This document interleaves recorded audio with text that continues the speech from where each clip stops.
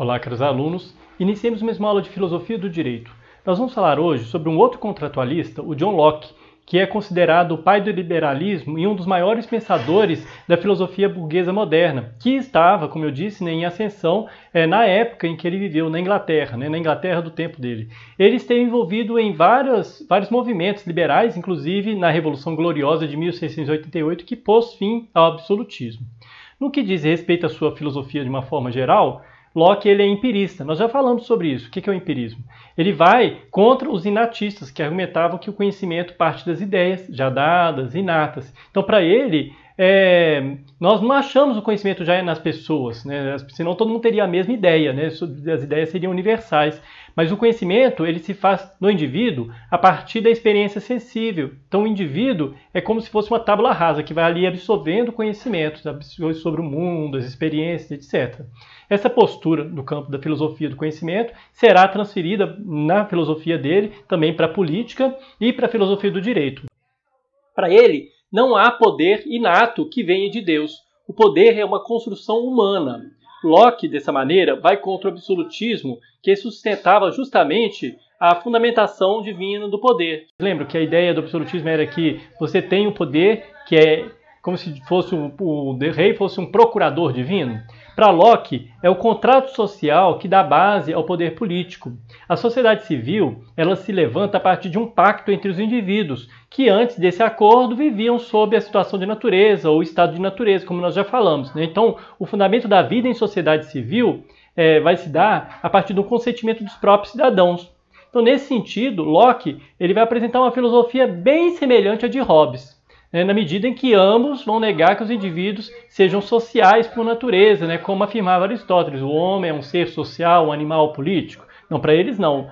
Ao contrário de Hobbes, no entanto, ele considerava que o estado natural, você não teria uma guerra de todos contra todos. Vocês lembram que para Hobbes o homem é o lobo do homem? Para ele, o estado de natureza é pacífico, porque o ser humano, mesmo nessa condição, ele tem meios de compreensão do que seja a lei natural, ou os direitos naturais, o justnaturalismo. Para ele, os seres humanos, em estado natural, são iguais e desfrutam da liberdade. A liberdade ela é possível em estado de natureza por causa da lei natural que nela existe.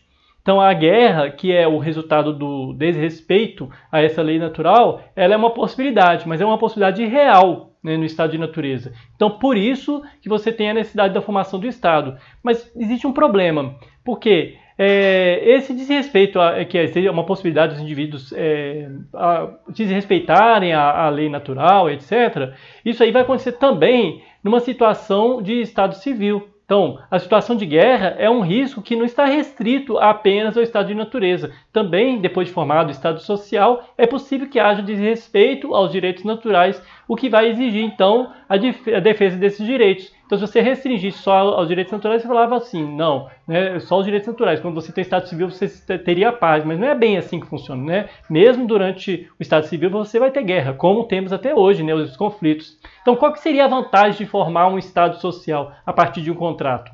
Então, segundo ele, há um inconveniente na vida natural por causa da falta de proteção da propriedade. Então, Locke ele vai situar a propriedade de um modo bem amplo, como a vida, a liberdade, os bens, como tendo que ser resguardados pelo Estado. Sem um governo, a propriedade ela não está resguardada. Daí se conclui que a principal finalidade do contrato social é, para o pensamento de Locke, a garantia da propriedade privada.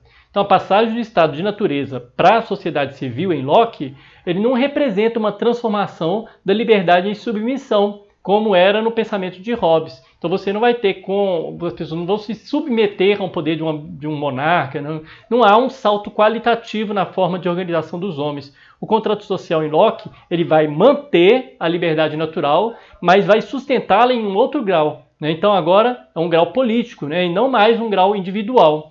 Com o contrato social, busca-se, na verdade, então, consolidar os direitos que já existiam lá na época do estado de natureza, no estado de natureza ou justnaturalismo. Agora, pela via social, pela via institucional, então você vai ter o Estado como garantidor desses direitos inicialmente naturais. Locke ele também estabelece uma distinção entre os poderes na sociedade política, destacando três: o legislativo, o executivo e o federativo. né? Então, para Locke, fazendo um balanço entre esses poderes, né, o poder legislativo, que seria o escolhido pela maioria, ele teria um poder supremo em relação aos demais. Mas a divisão dos poderes no pensamento político dele é fundamental. Por quê? Qual que é o objetivo de você ter divisão de poderes? É um modo de evitar a concentração dos poderes nas mãos de apenas uma pessoa. Por exemplo, o rei. O rei ele concentrava todos esses poderes na mão dele. Então ele é contra isso, né? Então, ele é contra o absolutismo, então ele vai teorizar sobre isso.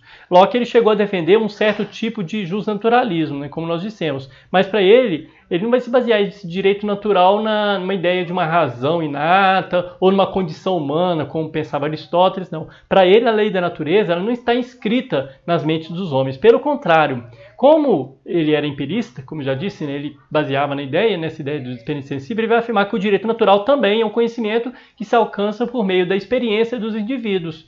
Então não é algo que já está inerente, já está inato no ser humano, na mente dos seres humanos. É algo que é adquirido com a experiência. E a passagem do estado natural, né, para o estado civil ou para a sociedade civil não é para ele uma negação da lei natural. Como eu disse, né, esse direito ele se mantém ainda quando você tem a sociedade civil por meio do contrato. Então, na verdade, não é que se mantém, na verdade é uma garantia disso, né, desses direitos naturais. Inclusive o direito à propriedade. O eixo da filosofia do direito de Locke é a afirmação do direito natural como direito de garantia à propriedade individual. Nisso, Locke dá um passo decisivo em direção ao liberalismo burguês, na comparação com Hobbes, que considerava esse direito à propriedade apenas a partir da constituição da sociedade civil. Então, na teoria de Locke, o fruto colhido por meio do trabalho faz com que haja propriedade do trabalhador sobre ele. Então, a terra trabalhada inicialmente, ela é coletiva, é de todos, não tem dono.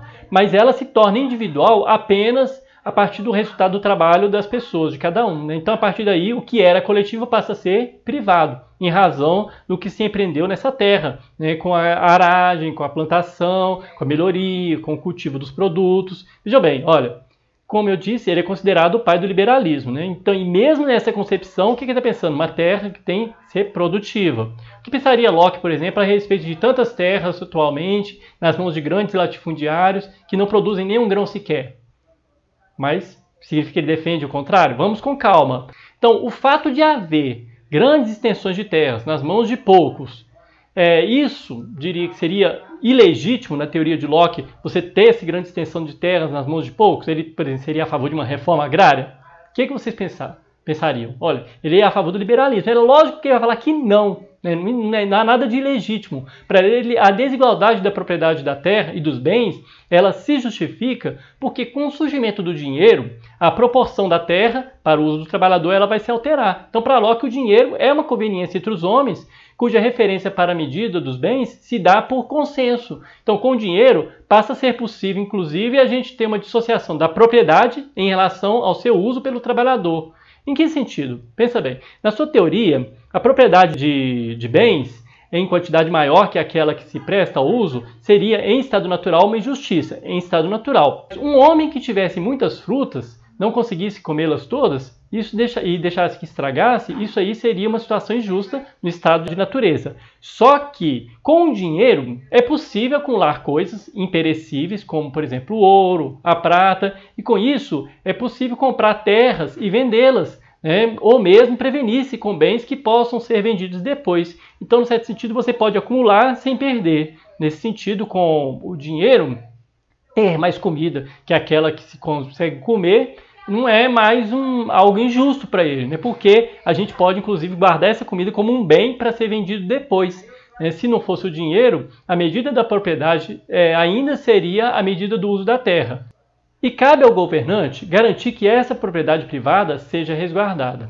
Então, finalizando, ao contrário de Hobbes, que tinha uma teoria do contrato social construída em benefício do absolutismo, Locke ele vai construir sua filosofia do direito e sua filosofia política em favor da burguesia que estava em ascensão. E com isso, ele acabou justificando, como eu disse lá no início da aula, né, a Revolução Liberal Burguesa na Inglaterra, que depois vai puxar outras revoluções ou outras lutas, a luta burguesa nos Estados Unidos, na França e em boa parte da Europa no século XVIII.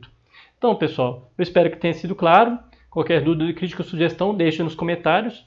Se alguém der o dislike, coloque também o motivo para a gente melhorar nas próximas aulas. Até a próxima aula.